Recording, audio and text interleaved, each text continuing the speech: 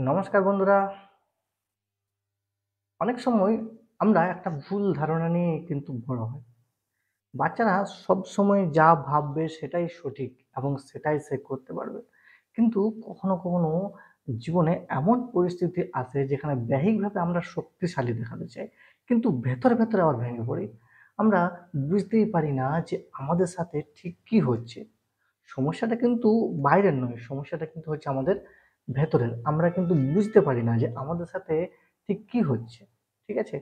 আমরা ধীরে ধীরে তারপর কি করি না, মানসিকভাবে আস্তে আস্তে আস্তে আস্তে আমরা ভেঙে পড়ি, খারাপ হতে থাকে আমাদের মানসিক অবস্থা।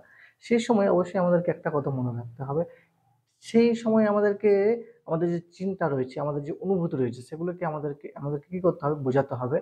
না, সেগুলির দিকে বেশি গুরুত্ব দিলে আমাদের চলবে না। সেইসব কথা অত বেশি ধরার দরকার নেই। বরং আমাদেরকে ভাবতে হবে, আমাদেরকে সেটা নিয়ে চিন্তা করতে হবে, তার সমাধান কিভাবে বার করা যায় সেটার দিকে। তাহলে এই কিভাবে এর সমাধান পাওয়া যাবে? না, সমাধান এই নয় যে আপনি সবসময় পেশাদার হন, মানে নিজেকে শক্ত দেখান। না, শক্ত দেখান না।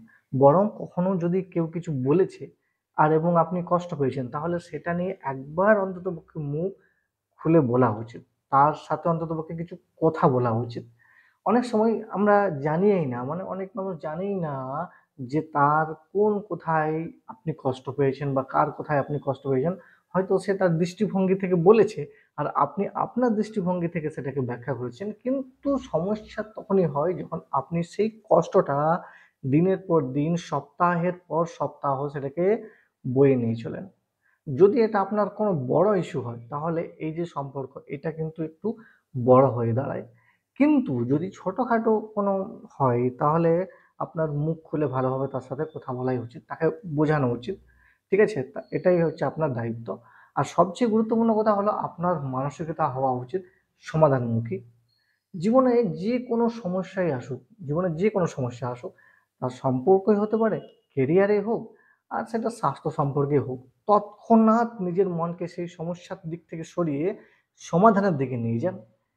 একটা মজার কথা হলো, আপনার মন হলো একটা স্যাটেলাইটের মতো। স্যাটেলাইট যেরকম হয়, তাই সেটা যাতে সমস্যার চারপাশে না ঘুরে, বরং সেটা সমাধানের চারপাশে যাতে যায়, সেটা আপনাকে নিশ্চিত করতে হবে। সেটা আপনাকে দেখতে হবে। সেটা কিভাবে করবেন?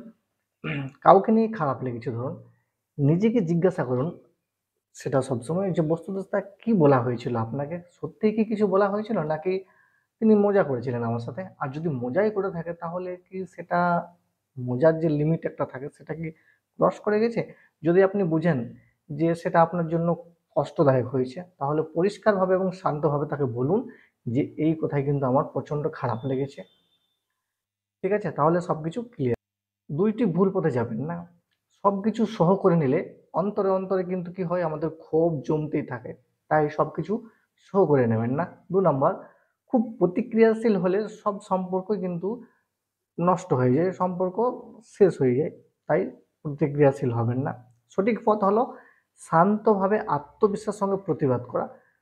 যখন ভুল বোঝাবুঝি হয়, তখন কি করবেন? যেমন ধরুন, বাবা-মা আপনাকে কিছু বলেছে, আপনার সেটা খারাপ লেগেছে। কিন্তু একটু ভেবে দেখুন, হয়তো তারা আপনার ভালোর জন্যই তো বলেছে।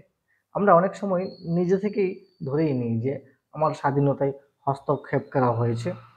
কিন্তু আসল সমস্যা তো হতে পারে কমিউনিকেশন গ্যাপ। সঠিক উত্তর পেতে হলে আপনাকে জানতে হবে কোথায় সংবেদনশীল হওয়া উচিত আর কোথায় সংবেদনশীল হওয়া উচিত না। একটা সুন্দর অনুশীলন জানাই। আমি যখন আমার অফিস বা রুম সাজাতে যাই, তখন আমি কি করি, ইচ্ছে করেই কোনো ত্রুটি রেখে দিই, যাতে সেটা আমাকে মনে করিয়ে দেয় যে জীবন পরিপূর্ণ নয়, এটাই হচ্ছে আসল জীবন। আপনি যতটা পারফেকশন খুঁজবেন, ততটাই অশান্ত হবেন। সম্পর্কগুলো অপরিপূর্ণ হবে, কারণ দুটি মানুষ, দুটি ভিন্ন তাদের মন। তাই জেনারেশন গ্যাপ, ভুল বোঝাবুঝি, সেটা কিন্তু আসবেই আসবে। এখন প্রশ্ন, আপনি কোথায় সংবেদনশীল হবেন আর কোথায় সেটাকে ছেড়ে দেবেন? যদি কোনো ছোটখাটো কথা হয়, তাহলে ঠিক আছে, ওর মতো করে করুক। কিন্তু কিন্তু যদি কোনো বড় সিদ্ধান্ত হয়, না, এখানে কিন্তু আমাকে কথা বলতেই হবে, এখানে ছেড়ে দিলে হবে না।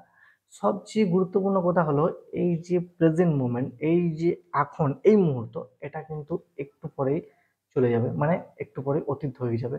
কারণ ভালো সময়ও চলে যায়, আবার খারাপ সময়ও চলে যায়। তাই খুব বেশি চিন্তা করবেন না, খুব বেশি ওইটাকে নিয়ে ভাববেন না। নিজের মনে বলুন, দিস টু শাল পাস, এটাও কিন্তু কেটে যাবে। আর শেষ কথা হলো, জীবনে যা কিছুই ঘটুক না কেন, সেটাই কিন্তু চূড়ান্ত নয়। এটা একটা অধ্যায় মাত্র। কখনো কেন ব্যর্থতা স্থায়ী হয় না, আবার কখনো সাফল্যও চিরন্তন হয় না।